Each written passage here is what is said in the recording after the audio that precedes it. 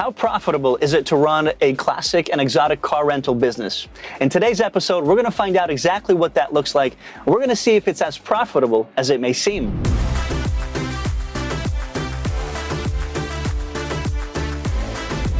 Legends Car Rentals was started in 2015 by a car enthusiast, Ronnie. He wanted to get into a business where he can combine work and play. His fleet of exotic and classic vehicles has been rented for corporate events, parades, featured in music videos and movies, and that popularity has helped Ronnie grow Legends into revenues. Well, you're about to find out. In the exotics, the profit margin was quite high. If you get the right clientele, you're going to make a killing from it. Walk us through other expenses that you encounter on a monthly basis. We'll talk to Ronnie today about how he started in this business, how he manages it, how he runs it, what it costs him to get his fleet, the maintenance costs as well. Also, an important topic is customers. How does he get new customers? How does he retain them? We're going to talk about all that. And in this industry, the classic exotic car rental industry, there's a lot of challenges. We're going to touch on that as well. How many cars get rented out, and what does that translate into revenue? We had the clients, we just didn't have the cars. How do I figure out and research what's most in demand that's going to give me the highest profit margin? Please let us know what you think about what Ronnie has to say by leaving a comment below. If you haven't already subscribed to our channel, do so right now. And you guys, let's go meet the man behind Legends.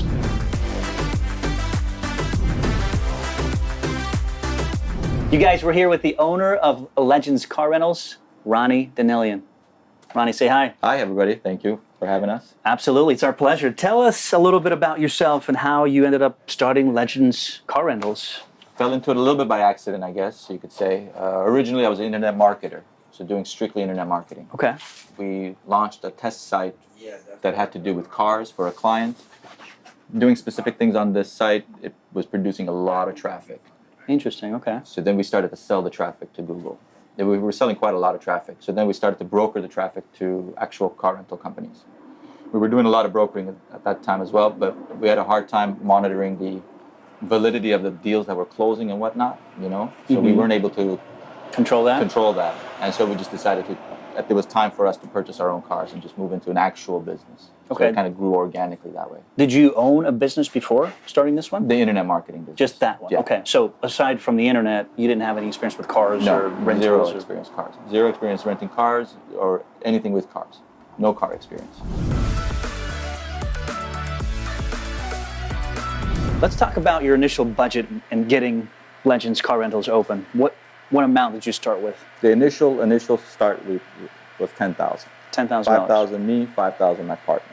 Okay. And what did you acquire for the $10,000? Can you break it down for us? Mainly it was the insurance and advertising. And then where's your fleet come from? It was partner cars to begin with. Can you explain more what that means? Sure. We had people who were not utilizing their cars or wanted to make some money off their cars. So we gave them the option to us to rent their cars out to our clients. We had the clients, we just didn't have the cars. So is that a best way to start? I mean, that's a pretty creative start. The best way to start. Yeah, if you don't have the inventory, you find the people who have the inventory, and you're both. It's a win-win situation if you can find those people. In terms of expenses for this industry, for this business, what are they on a monthly basis for you, given year 5 of the business? The biggest one currently is the car payments. And what's the number? Roughly about $60,000. So you've got $60,000 in just car payments. Walk us through other expenses that you encounter on a monthly basis. Rent, employees, insurance is a big one. Yeah. Can you elaborate on that one? Insurance is, I believe, about $4,000 to $5,000, depending on how many cars we have running in the fleet that month.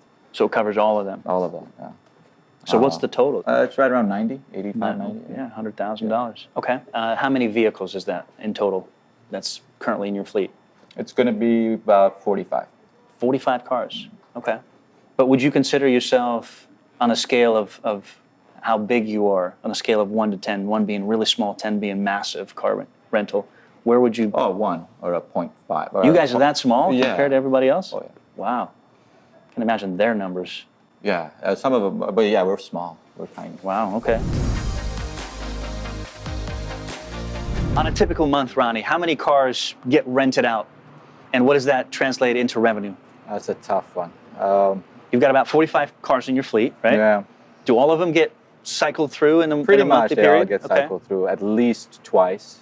And some cars stay, they're rented out for much longer periods of time. Right. And some cars are just daily rentals. So this would be particularly like a daily rental, 1 day, 1 day, 1 day. Mm-hmm. Whereas the vans may go out for 7 days, 12 days, 30 days. Gotcha. What is that? Can you connect that to revenue? What does that look like on a good month? Everything cycling through a couple times. Revenue-wise, 180, 150, Okay. 200.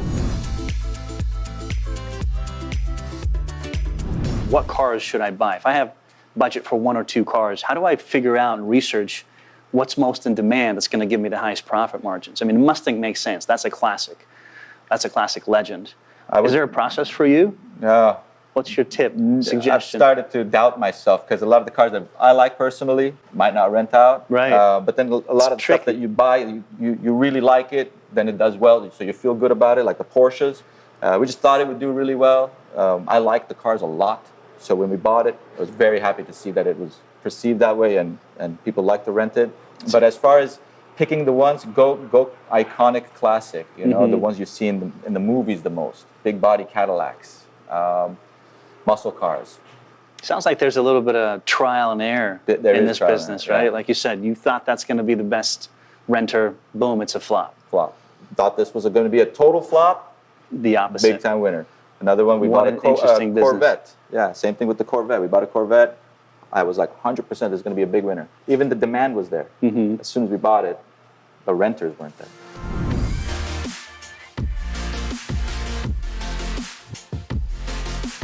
Out of your fleet, how many cars were involved in some form of accident, and did the insurance cover all those expenses? Out of the fleet? Yes. Every single one of them. Every single one? Every single one of them. Something has happened to every single one of them. Unrealistic to think that 1 car or 2 would avoid. Not going to go. Not going to happen. Okay. And as far as cost to fix it, repair it, some on you, some on the insurance? Yeah, some on us, some on the insurance. Sometimes the clients avoid their responsibility. So Really? Yeah, you're out of luck. And sometimes the customers are very, very sympathetic, and so they understand that what they've done, and so they make sure that we're taken care of, and so those are very appreciated. They understand that the rarity of the cars and what it takes to maintain them and keep them the way they are. So those are the customers that we really like. You mentioned that some customers avoid from the responsibility of what they've done. How do you deal with that? You being the experienced business owner that you are, what do you think would be the right thing to do in that moment? My advice would be to do your homework before you let the car out. Okay. So once the car leaves the lot, it's too late. So you have to do your homework before. So verifying the insurance, verifying the credit card, address, who the renter is. And we've made mistakes before where we've relied on the customer's word, and we didn't do our due diligence. So we didn't verify the insurance. All we did was we looked at the insurance. We never called the agent. So there was, and we learned from it. Very expensive, very painful lessons, but those are the ones you learn and not repeat. What's the profit margin in exotic and classic car rental business? I would always thought super low, but what is that number specifically? Exotic, classic, and if there's a difference? So there's a little bit of a difference, I would say. In the exotics, the profit margin was quite high. If you get the right clientele, you're going to make a killing from it. What's the number, do you think, after all costs, everyone's paid up, what goes into your pocket as far as 35, 40%. Okay. Is that pretty much the industry standard, do you think? Nowadays, I would say it's lower because of the competition in Turo. What about classic cars? So classic cars, we have not as much competition. I would say the revenue is about 40%, 35, 40. Well, yeah, about there because the maintenance of the classics are higher. Mm-hmm. So you have far more maintenance. And that varies depending on the car and the utilization of it and just the car. Sometimes cars are very hard to source. So certain cars you can't find a certain piece, These are just beautiful. A tiny little piece. Yeah. Ronnie, what's a good day dollar-wise for you, and then what's a, quote-unquote bad day? Well, bad day is always a zero, but rarely are those days. At least where you recoup some of your ongoing expenses? Yeah, well, a good day is 10,000. That might be 5 cars. Wow. It's pretty good numbers. Yeah, it's not. I mean, depending on the car and the margin, you know, and what it's used for, it could be really good. You know, so we wait for those certain productions. We have one going on this weekend, Sunday. Almost all of our cars will be on one location, one drive. It'll be a 6-hour deal, but it'll be over 10,000 for that one deal. That's a great gig. Yeah. What about advertising in this business? So you started with 10,000. There was a partner involved. You used other people's vehicles. What was the advertisement then? Because you said you had clients. And did that change as of today? What forms of advertisement are you doing? We'd love to hear more about that. We've been pretty fortunate to do well with Google. The only thing that's really changed for us is we get a lot of more word of mouth and repeat customers. What exactly are you doing there? What's your budget? How much are you spending on a monthly basis? When we first started, the budget was about $300 a month. And so it was just a test to see what's sticking and what's not, and slowly we increased it to the 600, to 1,000, 3,000. Right now we are at around, I would say, 8,000.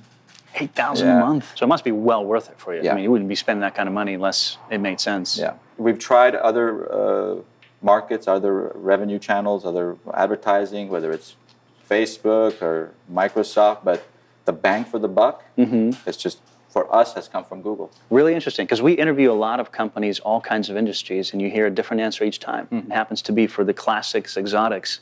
Sounds like it's Google.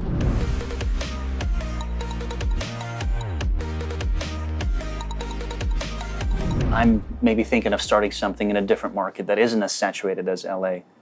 What would I need to know with what you know that could help me avoid some of the mistakes, know some things in advance? Bend all the rules. Don't take no for an answer. You know, every day get up and go as hard as you can. There'll be so many failures, so many, and just every one is closer to a success. And every day, just start off with trying to achieve more than the day before. What do you think the 2 mistakes, 3 mistakes that I will make getting into this business that I can avoid? Anything come to mind? The mistakes is renting it to people you shouldn't. You shouldn't be giving a $300,000 car to this maybe 21-year-old. Even though you have supposedly full coverage insurance? Even, I always thought you guys are off the hook 100% the moment you rent it. I don't think you're ever off the hook in this business. It's your vehicle, you know, and so let's say I give you this $300,000 Lamborghini and you crash it. I have clients that want to rent it. So now my inventory is out. No matter what I get recovered from it, there's a timeline that I'm out of that car and I'm losing revenue. I hope you guys enjoyed this. As you can see, the exotic classic car rental business isn't necessarily easy, but it can be very rewarding and fun. Stay tuned, watch episode 2. If you haven't subscribed to our channel, please do so right now and enjoy every episode from UpFlip.